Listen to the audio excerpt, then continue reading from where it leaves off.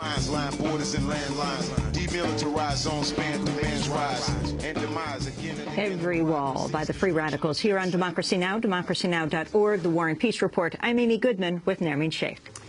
Well, this summer, Americans can cut their grass with a John Deere mower, drink a cold Miller High Life beer, and buy sunscreen from CVS without fear that their consumer dollars will be used to fund policies like voter suppression and climate change denial.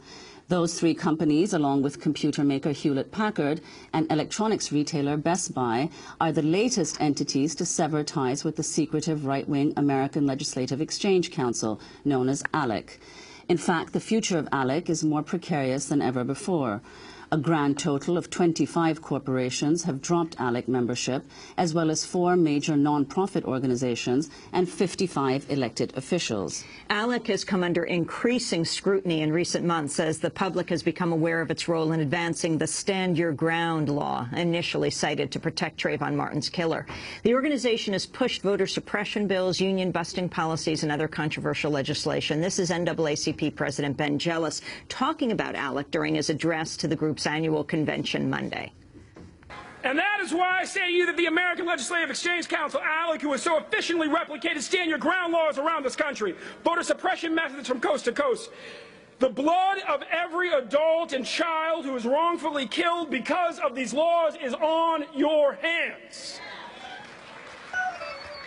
And if it comes to pass that we find that this election was stolen in advance the way that that politician in Pennsylvania believes it already has been, then we will ensure that the shame is placed squarely on your shoulders, too. Well, for more, we go to Madison, Wisconsin, where we're joined by Lisa Graves via Democracy Now! Video stream. She's executive director of the Center for Media and Democracy, which built ALEC Exposed, a website showcasing more than 800 of the group's model bills. The project just marked its first anniversary. Lisa, welcome to Democracy Now! Talk about this latest corporations to pull out of ALEC. Thank you so much, Amy. Well, we were thrilled yesterday when Color of Change announced that 5 more corporations have left ALEC, bringing to the total 25 corporations, 4 nonprofits, and 55 legislators that have left this organization that's basically a corporate bill mill where politicians and lobbyists vote behind closed doors on model bills to change our rights. So on behalf of our work and the work of the coalition, People for the American Way, Common Cause, the progress groups, Color Change, we're just so happy to see additional corporations standing up and saying no to ALEC. Why do you think these 5 companies pulled out when they did? Well, I think that there's been a number of pressure points, including the ongoing petitions by Color of Change and the other coalition partners. There was also a complaint filed just a week and a half ago that called for criminal sanctions against ALEC for what was described as evading the criminal and civil provisions of the tax law. And so that, along with a previous complaint against ALEC for lobbying without disclosing that to the IRS, along with our work to expose how these ALEC scholarships by corporations are bankrolling trips by legislators that are then not disclosed, I think the heat is on ALEC, and rightly so. ALEC is in fact a charity under federal tax law. So does that have implications for the lobbying that they allegedly engage in? Well, it does. It does if you don't disclose that you do any of it. And ALEC has previously said that it engages in no lobbying, and it has said that it doesn't actually manage scholarships. While in fact the documents we have that we've obtained, that Bo Hodai has obtained, who works for the Center for Media and Democracy, and other groups like Common Cause, document that in fact ALEC does engage in extensive lobbying.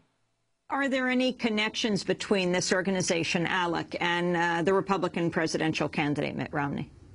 Well, it's interesting to see his platform unfolding, because when you look at the ALEC bills, like ALEC Exposed, you can go to the tax section and see bill after bill that basically channels the voice of Grover Norquist. That voice is channeled through both the Romney campaign as well as through the ALEC bills to basically slash corporate taxes, cut back on the ability to to basically fund the revenue for our state and federal governments to provide basic services and do everything it can to tie the hands of lawmakers to do the democratic will in terms of providing the basic services that Americans count on: public education, public services, public benefits, retirement, and things of that nature. Privatizing all those things, that's part and parcel of, unfortunately, what's become the dominant agenda of one of the parties in this country. Finally, the significance of Trayvon Martin's killing in breaking the camel's back here with ALEC, how it put sort of center stage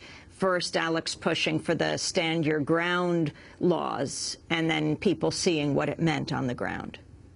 Well, it's a horrible tragedy what happened in Florida, and the very idea that a law would be cited to prevent a case like that from going to a jury, for people to hear the evidence, I think is a fundamental flaw in the justice system, and it's a flaw that's been propagated by ALEC, an organization that has pushed these laws in states across the country to make it more difficult to prosecute shooters of people, in many cases, who are unarmed.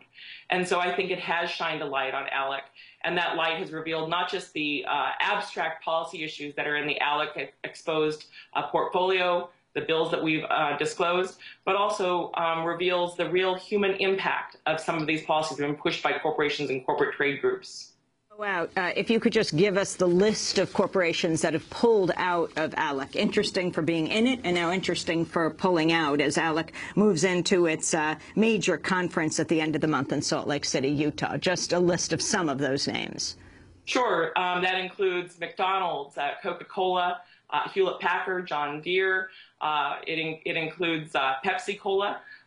We also know that the Gates Foundation has pulled out of ALEC. That's one of the nonprofits that's left.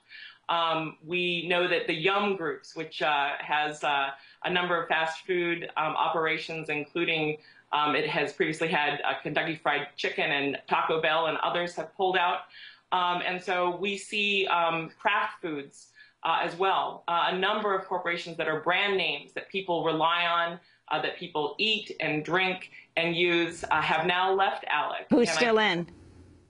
Well, who's still in? The Koch brothers through Koch Industries, the big tobacco companies, Big Pharma, which includes a number of pharmaceutical companies other than Johnson & Johnson and Procter & Gamble. A number of other pharmaceutical companies are still involved.